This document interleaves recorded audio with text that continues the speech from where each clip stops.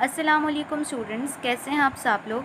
आज हम जो है चैप्टर नंबर 7 की जो है एक्सरसाइज करेंगे। तो जो जो इम्पोर्टेंट पॉइंट्स हैं वो मैंने हाईलाइट कर दिए हैं और कई जगहों पे मैंने जो है उसकी जो है हेडिंग्स बना दी हुई हैं। तो जल्दी से आप ये देख लें।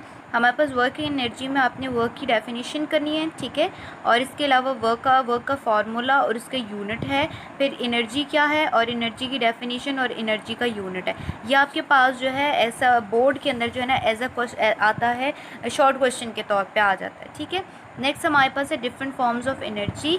ये एक्सरसाइज का क्वेश्चन नंबर 8 है, 6 है, यानी कि उसमें है कि क्वेश्चन नंबर 6 में कि आपने पूरी डिफरेंट फॉर्म्स ऑफ एनर्जी बतानी, जितने भी टॉप वो हैं इसमें हेडिंग्स है।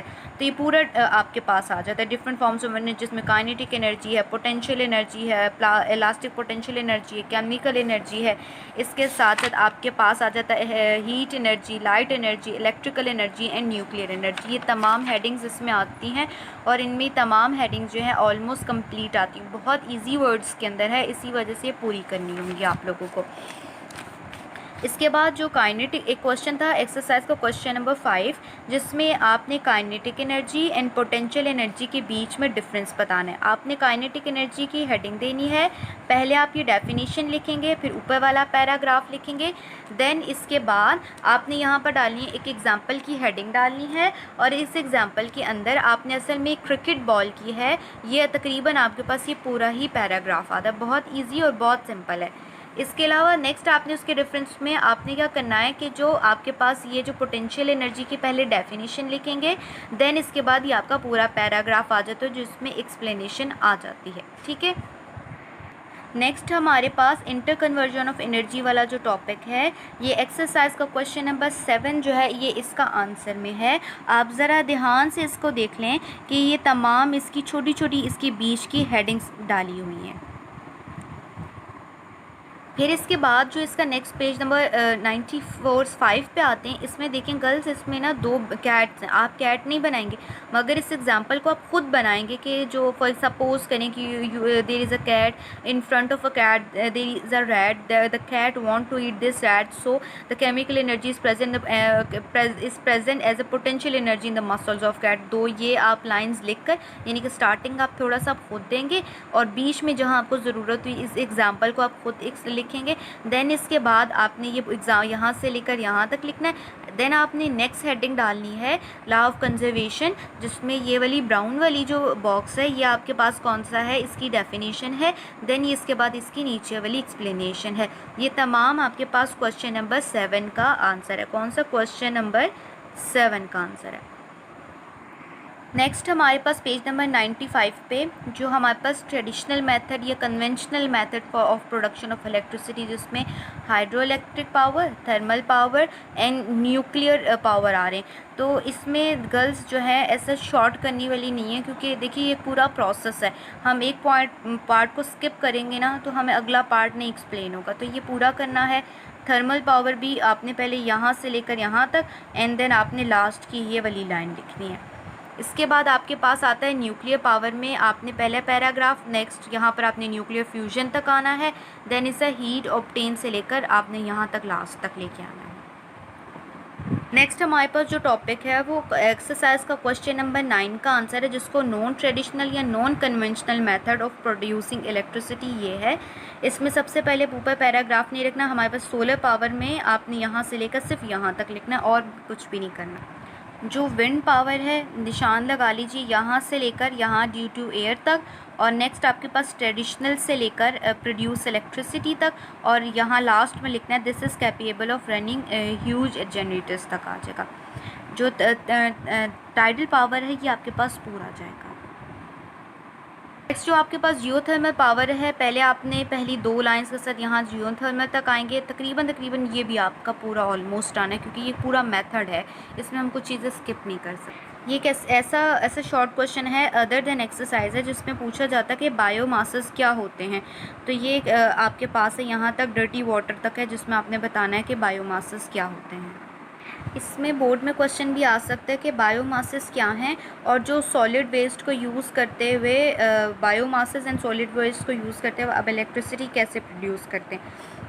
अगर इस तरह का क्वेश्चन आता है तो पहले आपने बायोमासेस का यहाँ से लेकर यहाँ तक लिखना है।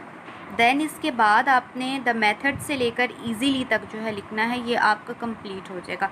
शॉर्ट में भी आ जाता है कि बायोमास से आप इलेक्ट्रिसिटी कैसे प्रोड्यूस करते हैं, तो भी आपने यही लिखना है। नेक्स्ट हमारे पास आ रहा है मेजरमेंट ऑफ एनर्जी। बहुत दफ़ा, हर दफ़ा ऑलमोस्ट ये आता है, शॉर्ट लॉन्ग नहीं तो शॉर्ट तो लाजमी आता है। मेजरिंग इलेक्ट्रिसिटी या जो आपके पास पावर क्या होती है, आपने इलेक्ट्रिसिटी को मेजर करना है तो आप उसको किस तरह से न करेंगे। एक तो पावर्स में ले लेंगे, आप इसको किलोवाट पर आवर्स में लेंगे, पावर की डेफिनेशन। देन इसके बाद ये इसका पूरा आपके पास paragraph and unit of electrical energy, इसका पूरा आपने इसकी ये डेफिनेशन लिखनी है। देन इसके बाद आपने उसका ऊपर यूनिट मेंशन करना है। नेक्स्ट आपके पास इलेक्ट्रिसिटी मीटर कंप्लीट जो है तकरीबन ये आपके पास एक्सरसाइज का क्वेश्चन नंबर 10 में है, और इसके साथ साथ नेचुरल गैस जो है ये भी एक्सरसाइज का क्वेश्चन नंबर 10 में आता है। नेक्स्ट आपके पास आ रहा है एक्सरसाइज का एक शॉर्ट क्वेश्चन भी है जिसमें आ रहा है कि व्हाट इज़ इन्वायरमेंट। तो यहाँ से लेकर यहाँ तक आपके पास जो हेडिंग आ रही है इन्वायरमेंट की, और नेक्स्ट जो आगे आपको मैंने टॉपिक जब पढ़ाया था तो उस टाइम ये हेडिंग्स ऐसे ही थी, तब वहाँ से भी आप देख सकते हैं। जो एटमॉस्फेयर की भी डेफिनेशन यहाँ पर बोर्ड में आ सकता है, what is the difference between environment and atmosphere. यहाँ तक आपने एटमॉस्फेयर की डेफिनेशन मुकम्मल कर लेनी है।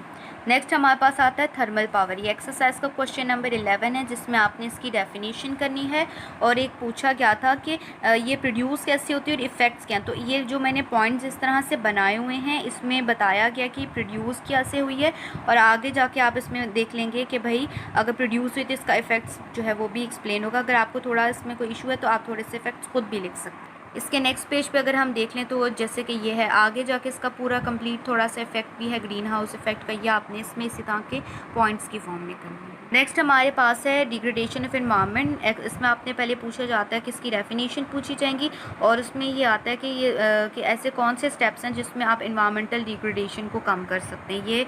ये वैसे एक शॉर्ट क्वेश्चन प्रिपेयर करके रखें क्योंकि ये इस तरह के क्वेश्चन बोर्ड में आ जाते हैं। नेक्स्ट हमारे पास है न्यूक्लियर फ्यूल हैज़र्ड्स। ये हमारे पास एक्सरसाइज का क्वेश्चन नंबर 12 का ए पार्ट है। आप ये देख लें, जहाँ जहाँ मैंने मार्क किए हुए हैं बस आपने ये करना है, यानी कि द यूज़ से लेकर डे बाय डे तक, फिर एमिशन ऑफ अल्फ़ा बीटा से लेकर रेडियो एक्टिव एलिमेंट्स तक, एंड देन रेडिएशन से लेकर वेरी डिज़ास्ट्रस जो है यहाँ तक आपने करना है। यहाँ तक जो हम आ जाते हैं ना, ये वाला पोर्शन 12A का सबसे ज़्यादा इंपॉर्टेंट है, क्योंकि बोर्ड में हर दफ़ा आ जाता है कि आपने ये न्यूक्लियर फ्यूल को कैसे वेस्ट कर सकते हैं, आपके पास क्या क्या सजेशंस है, यानी कि ऐसे सजेशंस है। ये एक्सरसाइज का शॉर्ट क्वेश्चन भी है और ये आपके पास लॉन्ग में भी आ रहा है। इसके अलावा कंजर्वेशन ऑफ एनर्जी एक्सरसाइज का क्वेश्चन नंबर 12 का बी पार्ट है। अगर लॉन्ग में आते हैं तो आपको 5 से 6 पॉइंट करने होंगे, अगर शॉर्ट में आते हैं तो अकॉर्डिंग टू द मार्क्स तो हैं जो हैं तो आपको 2 करने होंगे। तो ये शॉर्ट एंड लॉन्ग दोनों के लिए आपको करने होंगे। ये आपके साथ जो है सारे टॉपिक्स आपके साथ डिस्कस हो चुके हुए हैं, आपको बताए। जैसे क्वेश्चन नंबर 4 का है लॉ कंजर्वेशन ऑफ एनर्जी, अभी मैंने आपको मार्क करवा दिया था, ये पेज नंबर 495 पे है। Electrical energy, what is the unit of electrical energy, page number 100 पे है। डिफाइन एनवायरनमेंट पेज नंबर 101 पे है। और ये इसी तरीके से जितने भी पेज नंबर हैं ये आगे मेंशन हो गए हुए हैं, आप वहाँ रिलेटेड पेज पे भी जाके आप देख सकते हैं। वैसे पहले आपके साथ ये सारे डिस्कस हो चुके हुए हैं ड्यूरिंग लेक्चर में भी, और अब भी हो गए। जज़ाकल्लाह।